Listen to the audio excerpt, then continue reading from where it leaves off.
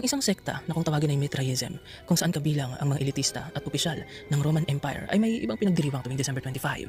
Ipinagdiriwang nila ang espesyal na araw kung kailan isinilang ang Diyos na si Mithra. Siya ang Diyos ng araw. Yan ang winter holiday na pinagdiriwang sa Rome. Ngayon mga kaili, magpunta naman tayo sa Northern Europe. Kung ang mga Romano sa timog na bahagi ng Europa ay may Saturnalia, ang mga Germanic at Norse naman sa hilagang Europa ay may winter festival na kung tawagin ay Yule.